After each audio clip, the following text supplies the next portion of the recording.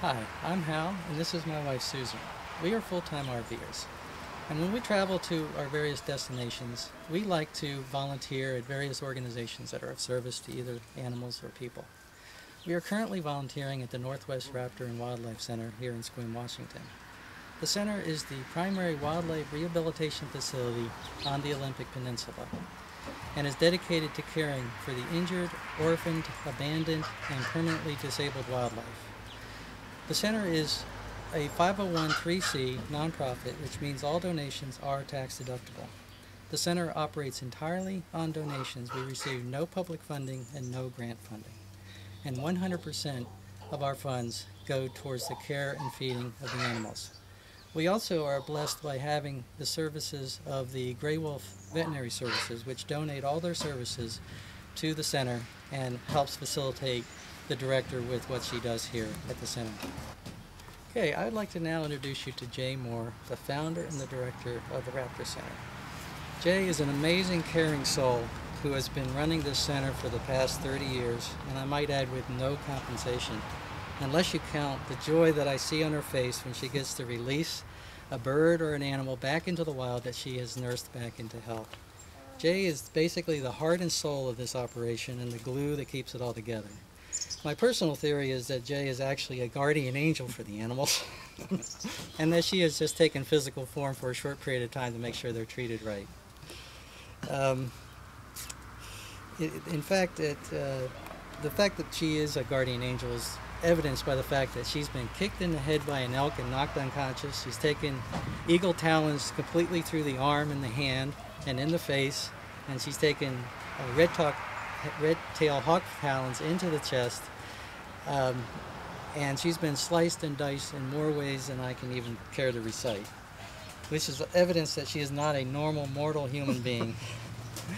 I'm sure people like you and me, if we had to extract the talons out of our face, we'd be looking for a new line of work, but not Jay.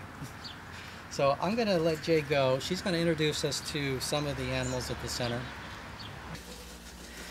In order to keep operating costs down at the center has to raise its own rats and mice.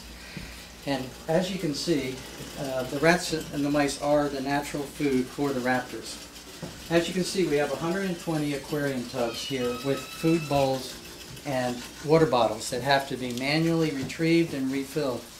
It takes 3 volunteers 2 hours to do the feeding and watering, and that's done 3 times a week.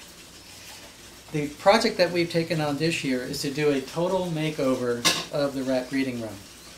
The heart of this project is going to be to build 14 new breeding racks with automatic watering systems and built-in food troughs.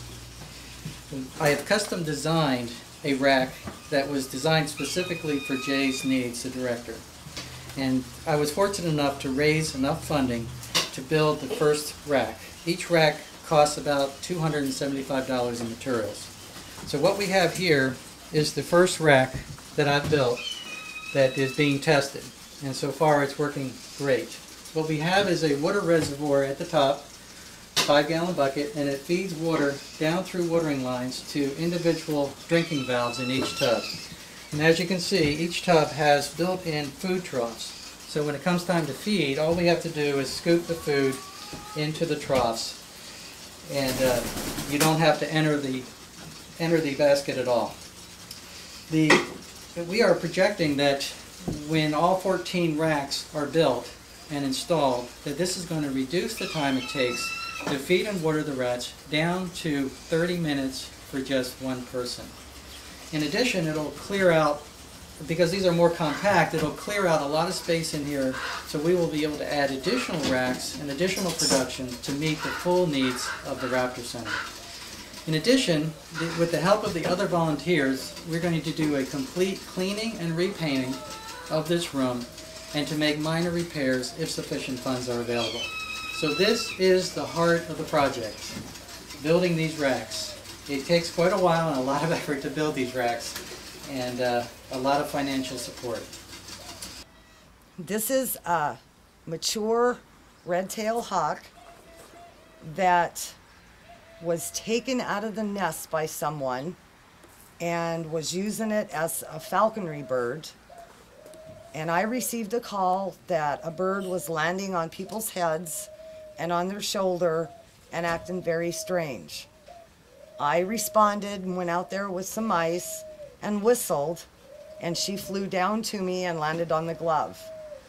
But she was not carrying any proper bands so that we could tell who the falconer apprentice, whoever was that had her. So we've been trying. She will not hunt. She only wants to take dead food from us. So at this point, right now, she is a non-releasable bird at this point. What we have here are 13 adolescent barn owls that came to us in the springtime as tiny little babies. And the adult barn owls that we have basically acted as surrogate parents and have raised them, these little youngsters, to what you see now. We can hardly tell the babies from the adults, in fact. These owls, when they first came here, were eating 50 mice a day, which was actually more than we could produce internally at the center. So we had to buy most of those mice at 60 cents a piece. And they're now up to 75 mice a day as they grow bigger. So they are very hungry, growing critters, just like teenagers. But they are very precious. We have them in the long pen now so that they can practice their flying skills. And they're fairly close to being released. And when they fly, they are totally and absolutely silent. Very beautiful creatures.